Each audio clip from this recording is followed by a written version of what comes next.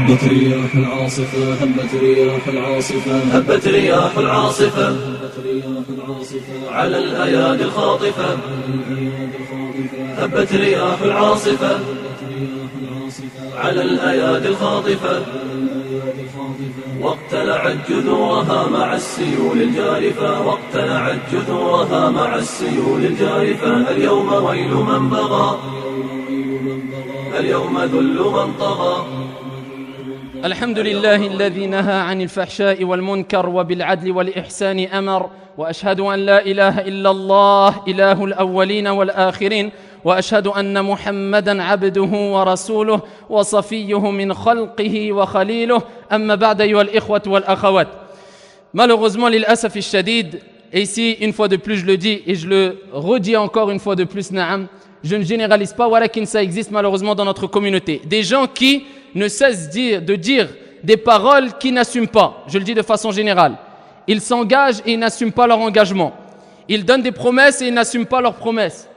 Ils donnent des engagements et n'assument pas leur engagement en trouvant maintes excuses qui sont fondées simplement sur les passions et sur les plaisirs de la vie d'ici-bas. Pourquoi ? Peut-être parce qu'on a minimisé certains sujets dans l'islam et tout est important dans l'islam. Et parmi les sujets minimisés dans cette noble religion qui est agréée auprès d'Allah Azza wa Jal, qui est l'islam, c'est le fait de maintenir ses engagements. Le fait de maintenir ses promesses quand on promet ya ibadallah. À titre d'exemple, on trouve une personne parmi les musulmans qui dit rendez-vous à 18h, voilà qu'il n'arrive qu'à 19h. Et quand on lui fait la réflexion, peu importe les réflexions, et peu importe les hadiths, et peu importe les versets coraniques, illa man rahimallah, il vient en retard. Jusqu'à ce qu'on a entendu des proverbes ayyuhal ahibba qui se sont répandus chez les musulmans et chez les non-musulmans à cause de la déficience de certains musulmans. À cause, ayyuhal ahibba, de la mauvaise compréhension de cette religion et du manque de crainte d'Allah Azza wa Jal venant de certains musulmans, comme, je cite, un rendez-vous d'arabe ou le rendez-vous d'arabe. Na'am ayyuhal ahibba. Pourquoi ici, on est arrivé à un stade où on minimise ici certaines choses qui font partie de cette noble religion, alors qu'Allah subhanahu wa ta'ala a mis en garde très sévèrement contre le fait de manquer à ses engagements et à ses promesses. Donc pourquoi tu dis, je viens à 18h alors que tu ne peux pas assumer ? Pourquoi tu dis, on se donne rendez-vous à 15h alors que tu ne peux pas assumer? Et quand tu viens, tu ne présentes même pas tes excuses. Je dis bien avant à Allah subhanahu wa ta'ala, ensuite à cette personne. Parce que là, ya Abdallah, tu as désobéi à ton Seigneur tabaraka wa ta'ala. Et tu as manqué de respect à cette personne-là qui t'attendait. Et toi, tu fais comme si ça ne te touchait pas. Comme si tu n'étais pas concerné par ces versets et ces hadiths. Wala hawla wala quwwata illa billah. Un autre, qu'est-ce qu'il va dire? On va lui faire confiance, mais il va trahir la confiance des gens. On va lui confier quelque chose, il va trahir ce qu'on lui a confié. Et une autre personne, il va prendre un engagement d'éduquer ses enfants comme il se doit selon le Coran et la Sunna avec la compréhension des ancêtres pieux. Mais il va les abandonner. Une autre personne, il va s'engager de prendre une responsabilité pour une association musulmane ou autre. Et il va manquer à ses engagements. Une autre personne, il va s'engager de se réformer. Voilà qu'il va manquer à ses engagements. Et ensuite on dit, on veut le paradis. Fa rabbil Ka'ba, si tu es ainsi, ne t'attends pas à rentrer au paradis facilement, ya Abdallah. Celui qui veut le paradis al-Jannah, il se doit de s'écarter de ses mauvais comportements. Avoir ici le paradis, ayyuhal ahibba, ici ce n'est pas simplement en disant je veux le paradis, mais avoir le paradis ou rentrer au paradis, il faut le prouver et il faut sacrifier et il faut faire des efforts. Sadaqa jalla wa ala idh yaqul fi kitabihi al-aziz wa laqad khalaqna al-insan fi kabad. On a certes créé l'homme dans une vie de lutte. Tu dois lutter contre toi-même, contre tes passions, contre tes défauts et tu te dois de te réformer, ya Abdallah. Et tu n'as pas le droit de dire c'est pas grave, j'ai un défaut, il y en a qui ont pire que ce défaut-là. Parce que ça, c'est dû à un manque de compréhension et un manque de science dans cette noble religion. Tu veux le paradis alors que tu te comportes comme ça? Ya Abdallah, sache que tu es égaré. Ad-dalilu ala dhalik. La preuve de cela. Je n'invente pas ça de moi-même, ayyuhal ahibba. Qala Rasulullah alayhi salatu wassalam. Notre noble messager alayhi salatu wassalam a dit, et le hadith il est rapporté par l'imam al-Hakim et d'autres, authentifié par Sheikh al-Albani rahimahullah ta'ala dans Sahih al-Jami'. Le messager d'Allah alayhi salatu wassalam a dit avec une traduction approximative, si vous m'assurez 6 choses, je vous assure le paradis. Ah, à ce moment-là, le prophète il t'assurera le paradis. Mais on n'a rien sans rien. Si tu assures 6 choses, tu auras le paradis. Écoute bien et suis bien avec moi. Le prophète alayhi salatu wassalam il dit, quand tu parles ou quand l'un d'entre vous parle, naam, on parle tous, sauf des exceptions, sauf des personnes qui ne peuvent pas parler. Mais en général, on parle tous. Non, on aime tous parler. Ah, on aime tous parler. Même dans la religion, même comme je le dis souvent, dans la mécanique, même si on n'est pas mécanicien. Ou alors dans la médecine, même si tu n'es pas médecin. Même dans la religion, même si tu n'as pas de science. On aime parler. Walakin appliquer et mettre en application ce qu'on dit. Allahul musta'an. Parler avec droiture comme Allah Azza wa Jalla nous l'a ordonné. Allahu ta'ala a'lamu ahkam. Allah nous a ordonné de parler avec droiture. Naam. Ya ayyuhalladhina amanu. Allah Azza wa Jalla nous interpelle ayyuhal ahibba. Et il nous dit, parlez avec droiture. Qawlan sadida. Quand tu parles, ne parle pas pour rien dire. Ne parle pas pour dire des bêtises. Ne parle pas pour mentir. Mais parle avec droiture. Et sache qu'il y a 2 anges qui notent toutes tes paroles. Et tu devras rendre des comptes sur toutes tes paroles. Et pourquoi pas? Voilà l'imam Ahmad, rahimahullah ta'ala, rahmatan wasi'a. Ce grand imam ayyuhal ahibba, il était sur son lit de mort. Et il était en train de gémir, tellement qu'il souffrait. Et il est venu, un de ses élèves ou de ses proches, et il a dit, Taous, parmi les gens de science, ayyuhal ahibba, a rapporté que les anges al-malaïka notent tout, même les gémissements. Il était en train de gémir en faisant tellement qu'il souffrait. Et sakat, il s'est tué tout de suite, par crainte que ça soit considéré comme une plainte pour lui, contre lui au jour de la résurrection. Par crainte que Allah Azza wa Jalla lui demande des comptes sur ses gémissements. Nous, ce n'est pas on gémit, mais on crie quelquefois, illa man rahimallah. Quelquefois on parle en mentant, quelquefois on fait des désastres avec notre langue. Et c'est pas grave, ça ne nous concerne pas, et en plus de ça on dira c'est pas grave. Al-imanu fil qalb, la foi est dans le cœur, le paradis m'est assuré. Wala hawla wala quwwata illa billah. Suis avec moi. Le prophète alayhi salatu wassalam a dit, il dit, si tu me promets 6 choses, je vous promets le paradis. Celui qui m'assure 6 choses, je lui assure le paradis. Ces 6 choses sont, celui qui parle d'entre vous, suis bien avec moi, une. Ah, tu parles. Celui qui parle d'entre vous, qu'il ne mente pas. 2 choses. Tu parles, d'accord, mais tu ne mens pas. Continue avec moi. Et demande-toi des comptes à toi-même. Et Fawarab bil Kaaba, c'est une exhortation avant tout, pour moi, sans fausse modestie. Quand tu parles, ne mens pas. Deuxième des choses, il dit, quand tu t'engages, ne manque pas à ton engagement. Assume tes responsabilités. Quand tu t'engages, assume, ya Abdallah. Quand tu t'engages, ici, assumez vos responsabilités. Ne trahissez pas vos engagements. Ne vous détournez pas de vos engagements. Khalas, 4 choses. Ah, tu t'engages, 3e chose. Mais tu ne manques pas à ton engagement, 4e chose. 5e chose. Ah, quand on te fait confiance, 5e chose. On te fait confiance, pas de problème. Walakin, quand on te fait confiance, tu ne trahis pas cette confiance. On te confie quelque chose. Une chose matérielle ou alors une parole, un secret. Ou alors un secret, ou bien une histoire, ou bien un souci, ou bien un problème.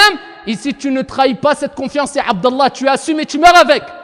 Ça, c'est le croyant, ayyuhal ahibba. Ça, c'est les véridiques. Ça, ce sont ceux plutôt qui ont pris le chemin du paradis.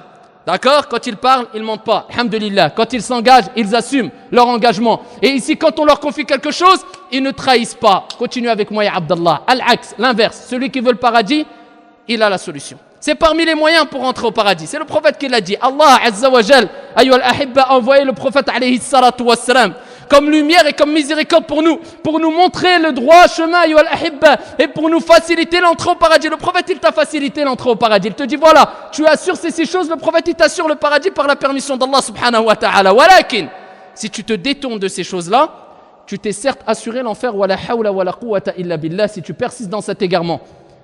Écoute bien ce que le prophète alayhi salatu wassalam dit, et avant cela, écoute bien ce que Allah Jalla Jalaluhu dit dans le Coran al-Karim.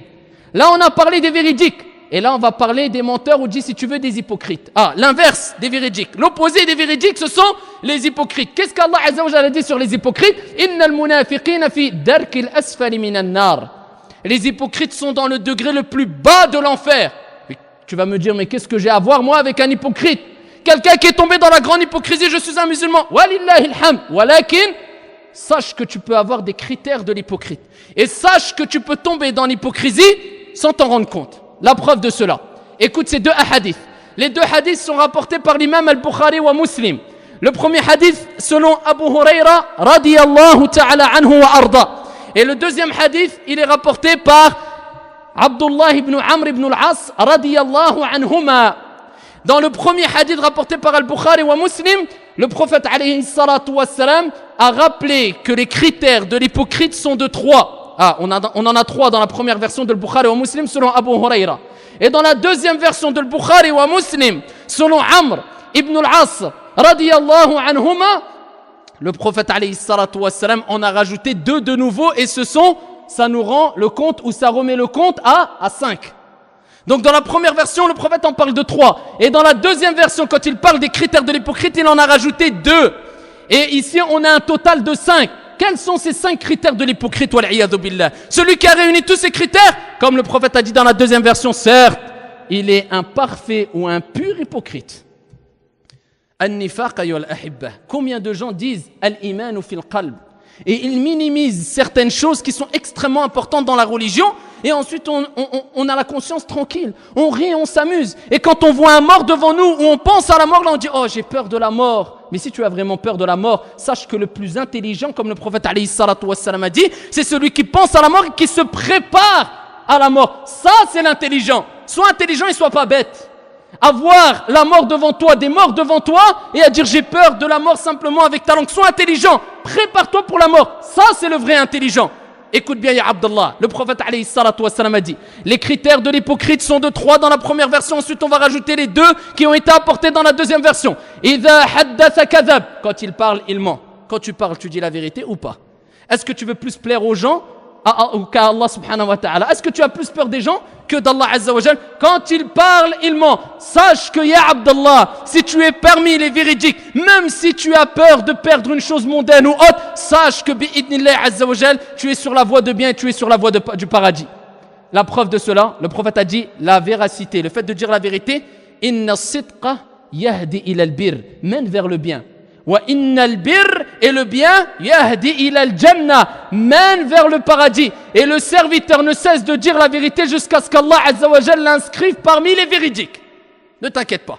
Même si tu penses qu'il va t'arriver du mal si tu dis la vérité, wallah, et le résultat sera que du bien ici-bas et dans le delà. C'est le prophète qui l'a dit, alayhi salatu wassalam. Et il dit, innal kadhib yahdi ila al-fujur.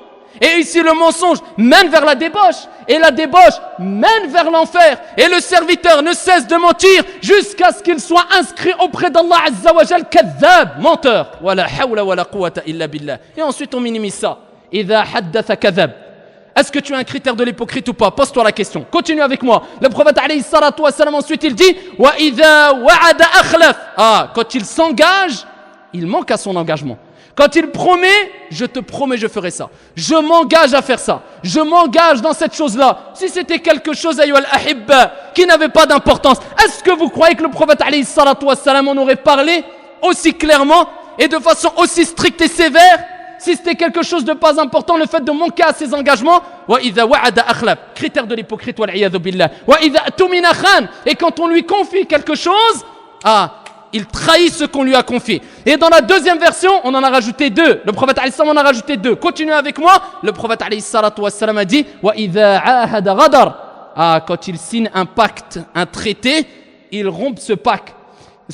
Quand il s'engage avec un pacte, avec un frère, avec une tribu, avec un peuple, avec un pays, il rompt ce pacte. Donc il manque à ses engagements. Et ensuite le prophète il dit wa idha khasama fajar. Quand il s'énerve, quand il y a la colère qui prend le dessus, qu'est-ce qu'il fait? Il perd toute moralité, wal'iyadhu billah. C'est comme s'il mettait de côté sa religion et il commence à insulter. Et il commence à tomber dans la débauche, dans la perversion, wal'iyadhu billah. Et il commence à dire des insultes. Et il commence à dire des gros mots, wala hawla wala quwwata illa billah. Elle ou ta religion? Ittaqillaha haythuma kunt. Crains Allah où que tu sois. Dans n'importe quel état, n'oublie pas qu'Allah azza wa jal te voit. Et qu'Allah subhanahu wa ta'ala te teste, ya Abdallah. Ça, c'est les critères de l'hypocrite, wala hawla wala quwwata illa billah. Na'am ayyuhal ahibba. Ce qui fait partie des critères de l'hypocrite, et ce qui est grave en islam, et ce qui est blâmé par Allah et son prophète alayhi salatu wassalam, c'est le fait de manquer à ses engagements. Et pourquoi pas? Ici, on a l'histoire de Hudhayfa radiyallahu ta'ala anhu wa arda. Regardez le comportement des sahaba. Ensuite, il y a des gens, ayyuhal ahibba, qui se permettent au nom des passions de faire tout et n'importe quoi. Hudhayfa radiyallahu anhu wa arda. À l'époque où le prophète alayhi salatu wassalam allait se défendre. Je dis bien, la première grande bataille qu'il y a eu en islam, c'était un djihad, un combat de défense. Après qu'ils ont été persécutés, après qu'ils ont été opprimés pendant des années et des années, ils ont voulu attaquer le prophète Mohammed alayhi salatu wassalam, ainsi que sahaba radiyallahu anhum wa ardahum, tuer femmes et enfants et persécuter encore les musulmans. Le prophète alayhi salatu wassalam a eu l'ordre de se défendre. Défense. Légitime défense. Le prophète alayhi salatu wassalam préparait la bataille de Badr. Walakin à Mecca, celui qui allait faire l'hégire vers Médine pour pouvoir assister le prophète alayhi salatu wassalam, c'était Hudayfa avec son père radiyallahu anhuma. Ils ont été attrapés par les Qurayshites, par les associateurs qui étaient à la Mecque. Ils les ont attrapés. Ensuite, ils les ont relâchés, mais avec une condition. Ils leur ont dit: vous vous engagez à ne pas participer à la bataille avec Muhammad alayhi salatu wassalam. Imagine-toi, ya Abdallah. Ce sont des ennemis qui veulent attaquer Médine, qui veulent attaquer la meilleure des créatures sur la surface de la terre. Ils lui ont dit: on te lâche, mais une condition. Quand tu te rends à Médine, tu ne nous attaques pas avec le prophète, tu ne participes pas à la bataille. Regardez les Arabes, ayyuhal ahibba.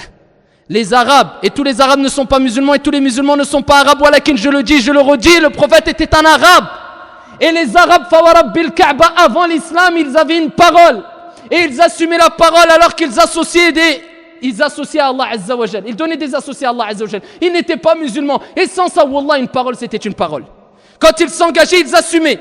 Que dire du musulman, ayyuhal ahibba, qui dit la ilaha illallah Muhammad Rasulullah, et qui a tous ces textes prophétiques et divins en face de lui? Hudayfa, il a dit khlas, d'accord. Il est arrivé chez le prophète alayhi salatu wassalam. Et quand il a été interrogé sur la situation, c'est-à-dire, qu'est-ce qu'ils t'ont dit? Pourquoi ils t'ont relâché? Sous quelles conditions? Quand tu leur as raconté, c'est-à-dire Hudayfa au prophète et aux compagnons, le prophète alayhi salatu wassalam a rappelé que les musulmans ne trahissent pas leur engagement. Il a dit: tu ne participeras pas avec nous. Alayhi salatu wassalam. Alors qu'il aurait bien pu dire: khlas, ce sont des associateurs et ils veulent nous attaquer et on est dans la légitime défense et de toute façon nous on doit ici imposer l'islam et on doit tuer et on doit... Non, prophète alayhi salatu wassalam, ar-rahmatul muhda'i wal ikhwat wal akhawat, le clément ayyuhal ahibba, celui qui agissait avec compassion et avec équité, avec intelligence, avec hikmah, avec sagesse, qui ne se précipitait pas, celui qui a dit: al-ajalatu min ash-shaytan, la précipitation vient du diable. Celui qui nous a ordonné de maintenir les engagements, il a dit: khlas, tu t'es engagé, tu te mets sur le côté, tu ne participes pas avec nous. Bien que eux ils soient plus nombreux, bien qu'on ait besoin de monde, voilà qu'un prophète il lui a dit: tu restes dans ton coin. Ça c'était Sahaba. Où sommes-nous, ayyuhal ahibba, par rapport à ce comportement? Vous avez très bien vu au jour d'aujourd'hui qu'est-ce qui s'est passé il y a quelques jours. Et j'ai déjà fait un bref rappel sur ce qui s'est passé. Moi je ne suis pas là pour citer des noms. Je ne suis pas là pour parler d'une personne particulièrement. Voilà que nous, l'islam, ayyuhal ahibba, il y a des prédicateurs dans la religion, il y a des imams, il y a des personnes qui parlent au nom des musulmans. Si ces personnes-là ne sont pas aptes à parler ouvertement et clairement, billahi alaykum, qui va le faire? Donc dans ces cas-là, range-toi. Dans ces cas-là, range-toi, ya Abdallah. C'est à ces moments-là où nous, les musulmans, on doit parler. Et parler clairement sans complexe. Mais avec quoi? Avec je pense, je vois, je crois. Comme on entend certains à travers les médias. Nous, on est gentils. Nous, on est musulmans. Mais Abdallah, garde-les pour toi, t'es gentil et t'es musulman. Dis qu'est-ce qu'Allah a dit, le prophète a dit, pour que l'ensemble des gens comprennent que l'islam ce n'est pas une religion de traîtrise, de haine et de terrorisme. Et sans complexe. Et je l'ai rappelé dans le rappel que j'ai fait hier. Et ici je ne reviens pas et je ne veux pas m'étaler ici sur ce sujet-là. Voilà que je réponds aux gens qui disent: oui mais il ne faut pas exagérer. Certains disent: oui mais attendez, c'est peut-être un complot. C'est peut-être exagéré. Parce qu'on est à un mois des élections présidentielles. Vous connaissez maintenant les nouveaux savants, les nouveaux devins qu'on a dans la communauté? Les gens qui connaissent le ghaïb, vous connaissez cela? Il y en a dans la communauté maintenant. Je pense que tout ce qui se passe dans le monde, c'est un complot. Mais d'où tu l'as sorti ça, toi? D'une pochette surprise? Mais d'où tu l'as sorti? Qui t'a dit de parler dans je pense, je vois, je crois? Est-ce que Omar radiyallahu anhu warda, il n'a pas dit? Et le hadith, il est rapporté par Al-Bukhari, avec une traduction approximative dans le sens en résumant, il dit à l'époque du prophète alayhi salatu wassalam, il y avait le wahi, il y avait la révélation. Il rappelle qu'il y avait des gens qui pouvaient être jugés par ce qu'il y avait à l'intérieur de eux-mêmes. Parce que le prophète alayhi salatu wassalam parlait avec révélation. Mais il rappelle et il dit à notre époque, khlas, il n'y a plus de wahi, il n'y a plus de révélation. Donc nous on va juger quoi? On va juger les actions. Il dit peu importe ce que nous dit la personne, dans son fort intérieur, je pense, j'ai une bonne intention, non. Si ses actions sont bonnes, on va prendre en compte ses actions. Si ses actions sont mauvaises, on prend en compte ses actions. Donc nous disons au jour d'aujourd'hui, c'est pour ça que j'ai dit, je ne suis pas là pour parler d'une personne ici spécifiquement ou autre, mais l'acte qui s'est passé.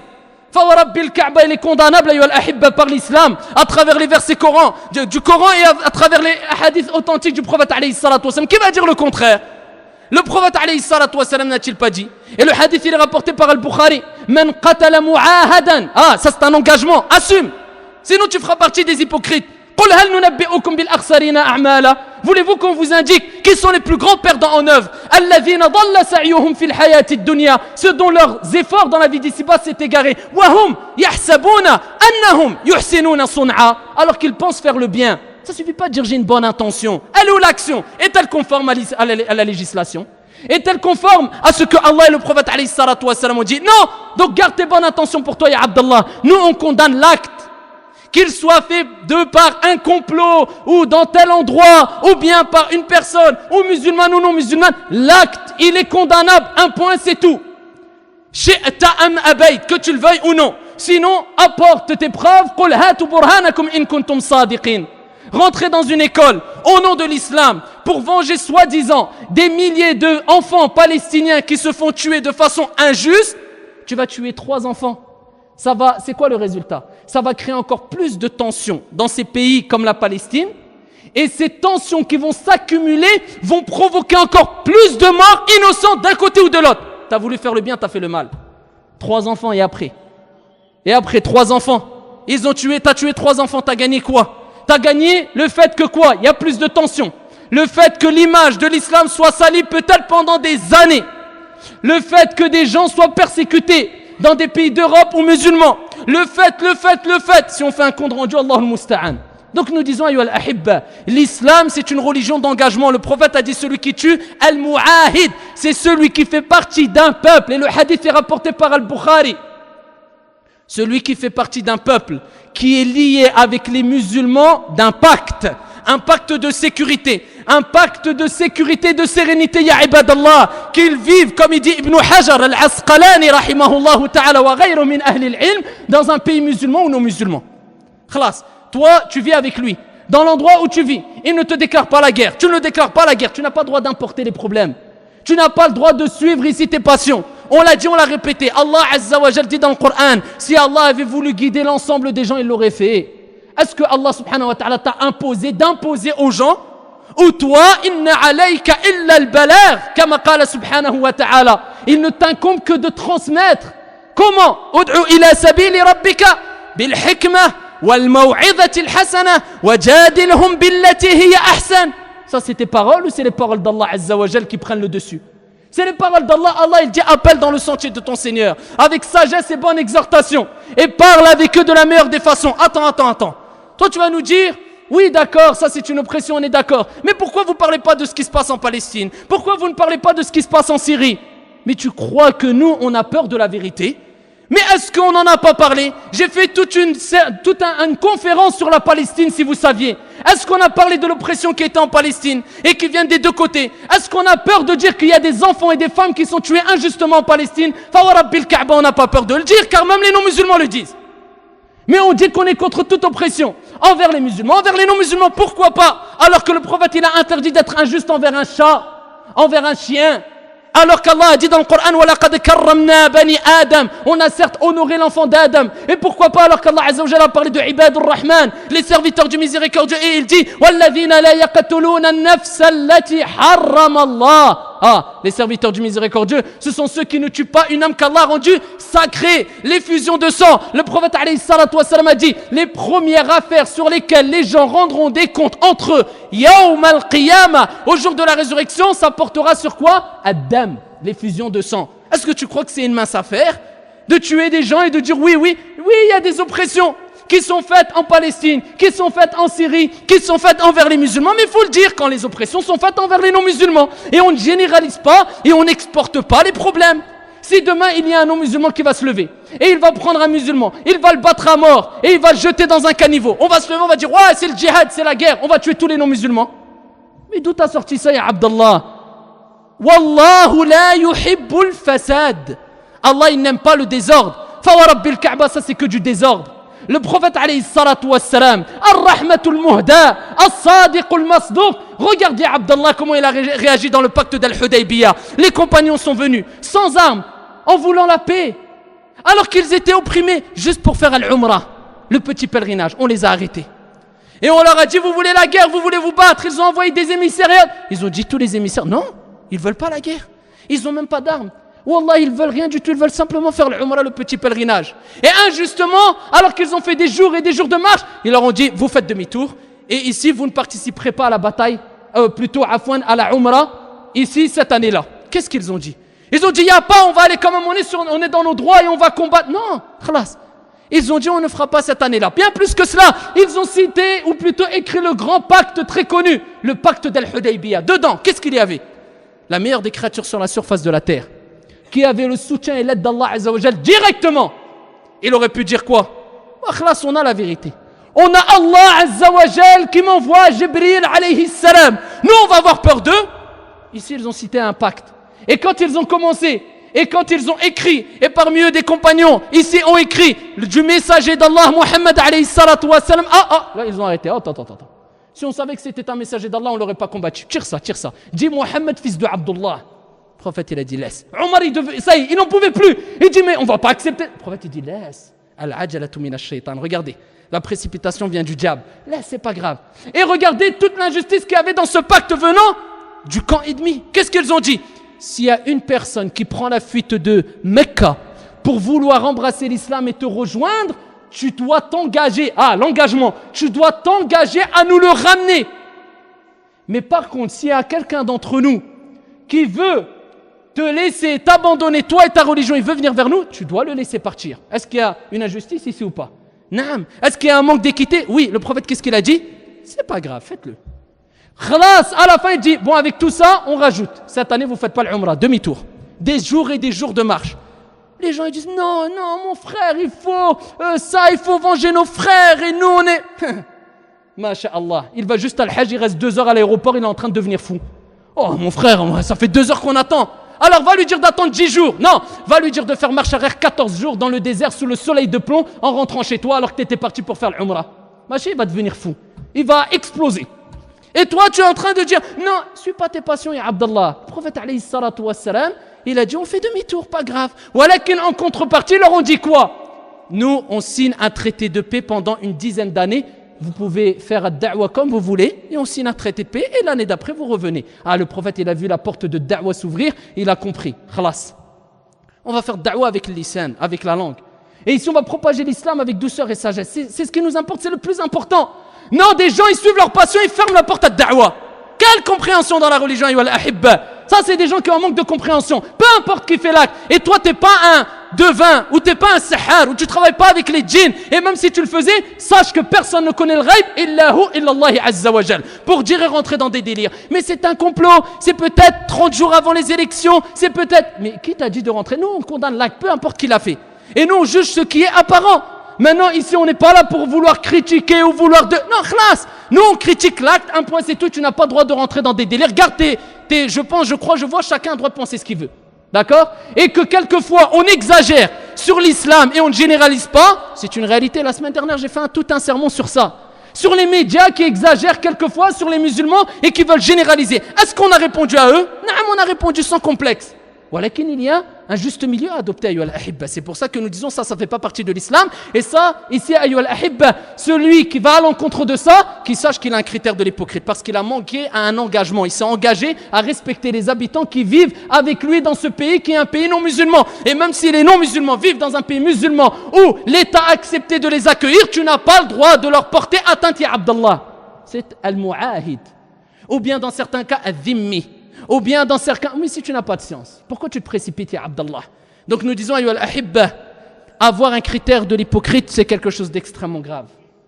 Comme Omar ibn al-Khattab, radiyallahu anhu arda, a dit, écoutez bien, ça c'est Omar al-Farouq, quand il a entendu que la liste de al-munafiqin ici était descendue, des hypocrites étaient descendus, et le secrétaire du prophète c'était Hudayfa, radiyallahu anhu arda, il est parti en courant voir Hudayfa. Omar ibn al-Khattab, on est qui par rapport à Omar? Regardez les gens qui ont compris. Et pourquoi pas, ayyuhal ahibba? Comment il ne va pas comprendre ces paroles alors que c'est lui qui les a dit? Ayyuhan nas, hasibu anfusakum qabla an tuhasabu. Demandez-vous des comptes à vous-même avant de demander des comptes ou de rendre des comptes auprès d'Allah azza wa jal. C'est lui qui l'a dit, Omar. Il se préoccupait de lui avant tout. Pas comme certaines personnes quand ils posent des questions de jour comme de nuit. Qu'est-ce que tu penses de Foulan, le hakim, le tel gouverneur? C'est un mécréant ou c'est pas un mécréant? Subhanallah. Mécréant, khalas, t'as gagné quoi? T'as gagné des millions? Ta foi elle va augmenter? T'as gagné le paradis? Pas mécréant, tu vas être triste? Tu vas aller en enfer? Mais occupe-toi de toi et de ton épouse et de tes enfants. Peut-être quand tu dis à ton fils, fais-moi ça, il t'obéit pas, et toi tu es en train de parler d'une personne qui a sous sa responsabilité des millions de personnes. Peut-être toi, quand tu gagnes 2000 € par mois, ici tu commences à battre des ailes et abandonner la religion alors que c'est des gens qui gèrent des milliards. Donc, ayyuhal ahibba, chacun reste à sa place. La religion, c'est pas une religion de je crois, je vois, je pense. Hudayfa radiyallahu anhu arda disait, les gens de science voient al-fitan, les troubles, avant qu'ils arrivent. Mais les ignorants, ils se rendent compte des troubles quand les troubles sont arrivés. Ça, c'est le juhal, ça, c'est les ignorants, ayyuhal ahibba. Omar ibn al-Khattab, il est parti voir Hudayfa, il dit, est-ce que je suis dedans dans la liste des hypocrites? Hudayfa a dit non, il a dit alhamdulillah. Ça, c'est Omar. Nous, maintenant, quand tu vas dire, attention d'avoir un critère des hypocrites, ah, tu me prends pour qui? Et alors que Omar dit, est-ce que je suis, est-ce que je suis parmi les munafiqin? Non, alhamdulillah. Ayyuha al-ahibba, je termine avec ces versets coraniques. Allah Jalla wa ala dit dans le Coran al-Karim, Ya ayyuha alladhina amanu, awfu bil uqud. Remplissez fidèlement vos engagements. Et Allah Azza wa Jalla, il dit, ici Allah Azza wa Jalla dit, quand vous engagez, sachez que vous rendrez des comptes sur tous vos engagements. Quand tu t'engages, Allah il le dit, tu rendras des comptes sur cette et tous les autres engagements que tu as pris. Donc quand tu t'engages, Abdallah, assume tes engagements et une bonne compréhension dans la religion. Crains ton Seigneur Tabaraka wa Ta'ala. Pense à la mort et n'oublie pas que tu devras rendre des comptes sur toutes les actions que tu fais ou que tu as fait, si petites et si minimes soient-elles, et que dire des engagements dont Allah a parlé maintes fois dans le Coran al-Karim et le prophète Mohammed alayhi salatu wassalam dans la sunna authentique. Allahumma ij'al ijtima'ana hadha ijtima'an marhuma wa tafarruqana ba'dahu tafarruqan ma'suma wa la taj'al fina wa la minna shaqiyan wa la mahruma. Allahumma farrij hamma al-mahmumin.